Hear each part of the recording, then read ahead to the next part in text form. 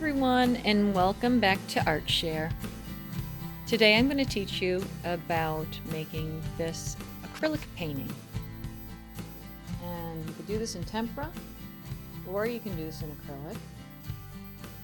I'm going to show you the supplies that I'm using.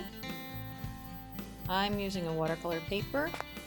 I did tape the edges of my watercolor paper. You don't have to. You're going to need scissors. You definitely need to use some sort of rag or paper towels. You're going to need brushes. So I've got some big 2-inch brushes. I have a 1.5-inch brush. And then I just have a 6 round brush. I'm using acrylic paints, and really you could just use your primary colors in white. I have a piece of tag board, which you don't need, but this might be easier for you to use. But I actually just used a piece of regular paper, so a piece of Xerox paper is fine. There's my paper I'm going to paint on, and here's my palette.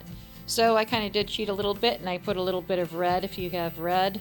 This is just magenta, yellow, phthalo blue, and I also have the white, and I actually do have burnt umber on here.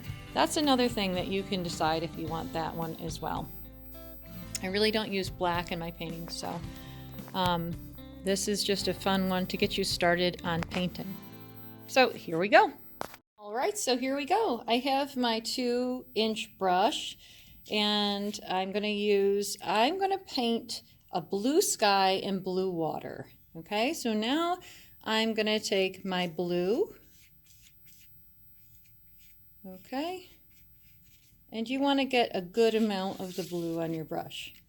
And you're going to start and think that, and when you go look at the sky and you look up, the sky is darker as you go up further in the sky. Okay, not towards the horizon line. So I'm going to paint my blue, and I'm going back and forth. If you have some other sort of sunset you want to do or something like that, just kind of think about your colors and where your colors would go. The lighter colors would go down at your horizon line. So now I'm going to take some of my white, and I don't wash my brush too much, so that's why I didn't tell you to get water.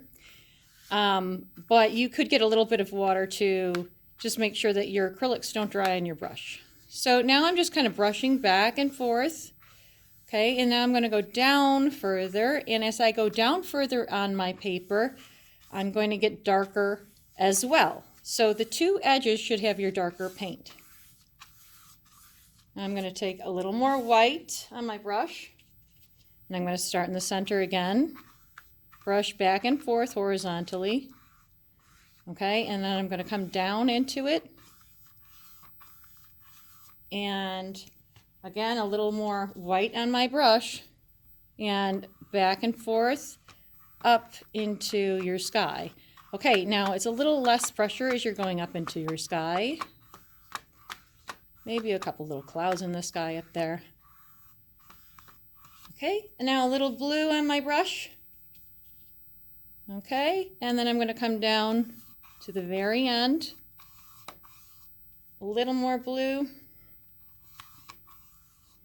And just brush back and forth till you get a nice blend between light and dark blue. Okay, so that's a nice light and dark stretched value basically. Okay, now I'm going to take my brush and I'm going to just wipe it off a little bit with my rags or your paper towels. Okay, now this part you might want to wash your brush because it's just as long as it takes you. I just kind of set my brush over to the side with my palette, and then I'm going to start on my mountains. So now I'm going to put this aside, and I'm going to let this dry a little bit. So I'm just taking that, putting that over to the side, and now I'm going to use my white Xerox paper, or you can use, if you have this tag board, you can use tag board. So this paper has to be longer than your painted paper. okay? Because this is where you're literally going to cut your mountains in here, and you're going to use both sides of this. Okay. So I'm going to show you on the white paper just so that you can kind of see what I'm doing. So I don't even like to draw a line, but if you wanted to, think about how mountains go. Mountains are just kind of gradual. You know, you don't want it too spiky. They can come down. You know, you might want some that kind of come down and up. However you want them, okay? Something like that. I do actually like to just kind of have maybe one side that's a little lopped up more. Have it come down. And then I sort of like to have almost nothing. So anyway, we're going to take our scissors, however you want to cut this, and you're going to save both sides. So make sure you're just cutting and saving your negative space. So you're saving both sides of this paper. You know, and honestly, like I said, you don't have to draw this line. I'm kind of going outside of it a little bit.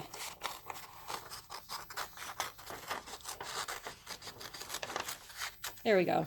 Okay. So I need both pieces of this paper. Now I'm going to get my painting and put it back in place.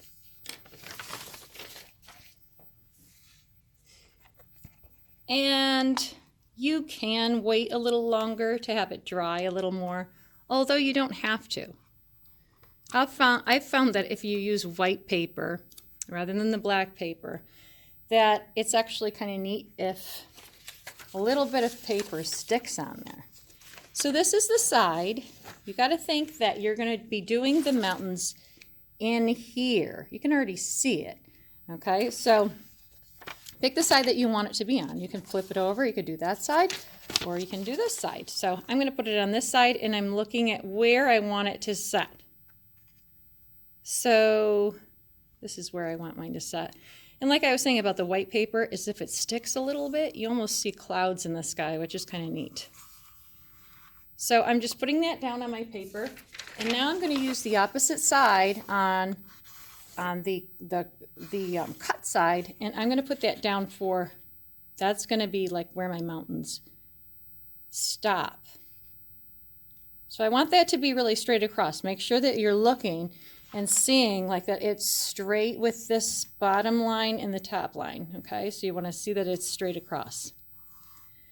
Now, when I mix for my mountains, I'm kind of thinking to myself, like either I can use brown or I could use the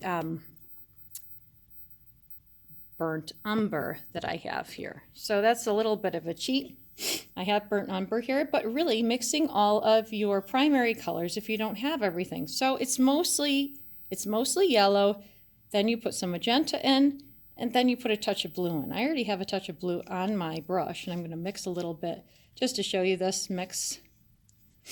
I'll mix a little bit right here. All right, and you start to get actually a nice brown if you can see that. So remember, like when you're mixing brown, it's going to be mostly the light color and then touches of the next colors that are a little darker.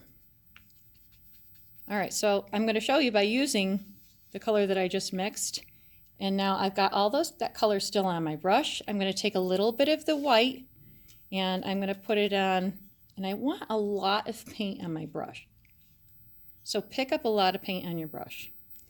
Okay, now going back over to my painting, I'm going to paint in these mountains in just strokes. So just kind of think if you want a little white towards the top, you're just painting down so that you don't curl this paper up the other way. Down, okay? And then I'll flip this over like this, my brush, okay, and go that way. So you just want to have, you don't want to keep brushing back and forth, okay? You want to have a lot of paint, you know, so you have this really nice thick application. I'm going to use a little bit of my burnt umber now. And I'm putting some of that white on my brush. It's a double load, it's called. Okay, so you're double loading your brush. Now this is going to be a little darker, so I'm going to go towards the bottom and I'm going to swipe. Okay, and then swipe down. So you get these brush strokes in there. Okay, keep those nice brush strokes alive in there. You know, you don't want to keep brushing in. And especially when you're doing a brush that has double loads and triple loads on it of paint. So I'm taking a little bit more of my primary colors and I'm going to mix them back together. So I'm going to get a lighter brown. Okay, I got something like this. And I'm going to, again, I'm going to double and triple load my brush. It's nice to get some different values in there so you can see some green. Okay, I'm just going to put that over to the side a little bit like that. All right, I'm going to go back to load up my brush a little bit more. All right, so I've got lots of different colors on it now because I did that primary colors. Okay, and I'm going to put a little bits of like snowy caps on there because I like that. And you know, test off your brush and see what you got on there. Okay, maybe I want to blend that together a little more. Okay, now I'm going to do just my last little bit on my mountains, just to make sure I've got some good coating on there. All right, there we go. And this is the really fun part. You're kind of revealing what you just did because you kind of can't see what I just did right now until I take off my layer, which is going to actually be really a cool thing for you to do. Now I'm going to take a little bit more up there just because I want it to be kind of capped with a little bit of snow like that. Okay, and try not to overdo your brush strokes. It's easy to overdo it sometimes. I'm putting my brush over to the side, and now I'm going to take, let's do the reveal from the top first.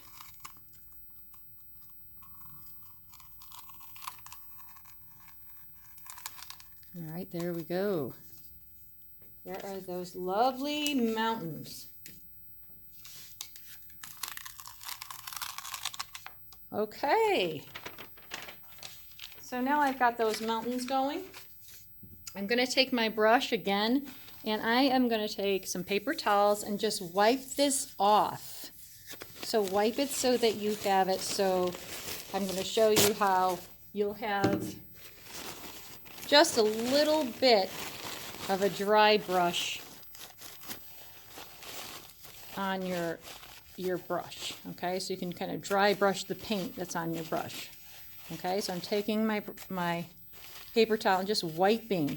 And now, take an extra sheet of paper, you know, a little scrap of this. I'm using the scrap of the, and actually just see if, okay, I've got most of that off. Okay, I do want to have a little bit of the reflection of the mountain in the water. So I just want this dry brush effect. You want the little wispies. So that's what you're trying to get down here. So I'm still taking my 2-inch brush, but if it's broken, you want to make sure that you get kind of like a point on it. Okay, so you kind of want to make sure that it's pointed. Mine's a little bit broken. It would be better if you had a brush that had like a nice edge on it. Okay, so now I'm going to take how the mountain is reflecting in the water. So it's still wet. This is the trick, still wet. So you're going kind of quick. You're just taking the very edge of it. Take the very edge and think like this is my high mountain. So it goes down further. It goes down further. Okay, so think of that reflection is going to come down further. And notice how I'm going horizontally back and forth. This one, I'm going to take the very, very edge. All right, and this is going to come a little down further in the water as well. These are going to stay pretty close. You know, you don't want so much reflection on these really low areas. These are the high areas, so you want a little more reflection. So a real nice, easy process to do. And again, the dry brush is really nice because it just really looks like a reflection in the water rather than it being like if you're taking paint on your brush and you're painting. So even if you have to add a little tiny bit, just make sure that you're using something to kind of dry brush it off there. Okay? So you don't want too much. Be careful about like applying too much of this there. All right, I think that's actually pretty good. Just that. That's all I need. Okay, now I'm going to use the same brush, and I'd like to have like a little bit of land over here. I kind of like a little land, and then we can have some flowers and things going on. So I have brown on my brush already. I'm going to have a little bit of land and some green. So I'm going to mix a little bit of green with my blue and brown, okay? This is why washing your brushes, you don't really have to all the time. It's not necessary all the time. Although acrylics, when they dry, you have to wash your brush good so that it doesn't ruin your brush. Okay, so I'm just going to put a little bit of land here. So I'm kind of just popping in on the sides. I'm popping in just a little land.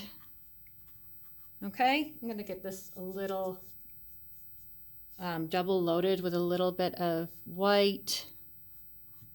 Okay, something like that. Okay, now I'm going to do some land down here, just a little. Okay, and I'm going to pop some trees in there. Okay.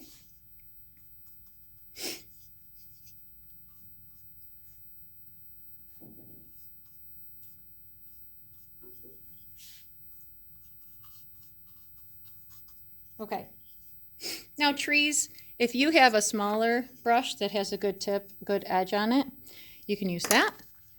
You can use any brush that you really have, but I do like a chiseled edge brush. So I'm going to use my new 2-inch brush, okay, so that's more of a chiseled edge on it. And I'm going to pop some trees right in there, and I'm going to pop, and pop some up, okay? So I'm mixing my yellow and my blue to make some green. And, don't fully mix it. So, your brush has like those different colors on it. I'm going to take my brush and go just straight. Pop, pop, pop, pop, pop. Okay? And I'll do a little bit. So I have some branches on my tree. Just a little bit like that. Okay, and maybe I'll add a little tiny bit of darkness down here, and we'll do some little shrubs. Maybe a couple little branches that kind of stick out a little bit there. It's nice little shrubs over here. Okay, gonna have a little bit of brown I'm tapping in there, so that's that burnt umber. But again, you don't have to use burnt umber or brown, okay? You can use, whatever comes out with your mixture of your colors here, okay? So on this side, I think I'm going to do just some shrubs. So I'm just going to kind of pop in some little shrubs. I love these little shrubs. You just kind of pop them in. The darker area goes down towards the land. All right, like that. And that's about it I think I'm going to do over there. Just a nice little edge, okay? Now, I do want to use my Q-tips, okay? My Q-tips here. So I'm going to take my Q-tips and I'll show you how I'm mixing this. So I'm going to put my Q-tips in my brown here. So I have my primary colors all mixed together here. Take a little bit more just so that you have a good pile of brown. You want to make sure that you have like, a good mixture there. So you kind of see how fast this all goes. It goes pretty quick once you get into it. So I like to have like a couple little shades of brown going on. All right, I'm gonna put my Q-tip right down in it like this. And I just kind of roll it a little bit into it. Okay, and I'm gonna do these little these little flowers that sort of come out. So I'm gonna just put it down and press like that. And it's almost like a little imprint. And I'll tell you, you want to have things imperfect, okay? You want to have things overlapping each other. You know, you don't want everything just sticking straight up like that. So grab a little bit more.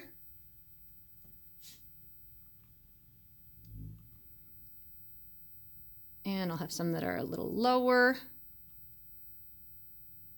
Maybe something that kind of comes off a little bit over there. And again, like overlap these things. They're not just these perfect little, you know, sticks. Put a couple over here, kind of come out. Maybe one that comes up kind of high like that. Okay, now I'm using the head of my Q-tip, and you can use the same one. And I am just putting in little flowers. So I'm putting in little magenta flowers, just kind of popping them in there. I'm putting in some yellow. I have a little red because I just cheated a little bit, and I did get a little bit of red. So I do have a little red. And you're just popping it in. Pop, pop, pop. If you get a little too much, you can go over it. I got a little too much yellow, it looks like there. So I'm just kind of going over it a little bit. And if you kind of pop right over the top of it, okay, so you just I'm taking a little white, popping it in with there. Okay, and what's nice is like you're not washing in between. You're just kind of, you know, doing whatever comes out. All right, now I need to wash my hands. So here's my painting so far. I just mixed a little bit of green over here with a little bit of magenta in there just to get a little bit. And if you wanted to do a little kind of I don't know, like a little trees or shrubs around the edge in the background here. You can do this with your small brush or go in with a Q-tip and just kind of pop some in with the Q-tip just along the edge of the bank, you know, where the water is. So you can do that if you want to. And that's really, this is all personal choice. You can put clouds in the sky. And I have some sort of that paper that's stuck on there a little bit, and I kind of like that, like I told you before. So it gives me like a little illusion. It gives you a little illusion of that cloud in the sky. Okay, so I'm using my small brush now just to get a couple of these little things in there. And you know, I don't want a lot. I'm just gonna do just a little shrubs, you know, a little shrubbery kind of right on the edge, just to give it a little something. Like it's got a, maybe it's got a little shoreline. Okay, and I'm just kind of going around. My brush is getting a little dry, so I don't want to have a ton of paint on there either. And I'll tell you, when you're using a brush like this, you want to have that tip. And I'm just doing just a little, kind of like almost a little swirl and then a straight line. And this is where I like a little bit of that magenta kind of mixed in there as well, because you give it a little darkness. Okay, so I like to get it a little darker towards the edge. And you know, this is something you don't even really have to do this. Sometimes you have like shrubs though that kind of coming up the mountain a little bit, you know, you can do something like that. So it is all your preference at this point. You know, you can leave it. You can leave it exactly how you have it. So this is just, you know, play around and have fun. Okay, my little trees, my little shrubs. And that's all I'm going to do. And if you kind of wanted to do a little reflection, you know, this is a dry brush. Think about the dry brush. Now I got a little too much there, and I'm gonna take a little bit. I'm gonna take my paper towel and just rub a little bit of that off. There we go. Okay, now I'm gonna finish up with a little bit. I felt like I wanted a little tree or something over there, so I'm gonna use my brush again one more time, just one more time, very quickly, and I'm gonna pop in little shrubs there, and then I'm done. That's it. Okay, remember, don't brush in things too much. It's just like load your brush so that you have double loads and triple loads. Okay, doubles and triples. Just gonna go up the side here and just gonna pop in like a little shrub, a little shrubby bush. There we go. I just like that. That's it. Okay, a little pop, pop, pop. You know, if you kind of want to pop in, you know, you're probably going to have fun doing this. Just try not to overdo it, because it's like, I feel like I want to pop it all over the place. It's fun. Okay, anyway, there is your nice little landscape. And then you can take off, if you did do this, you can take off your tape and just pull it really nice straight down. Okay, and you get a nice, real nice edge with that. But you know, again, this is preference as well. You don't have to do this.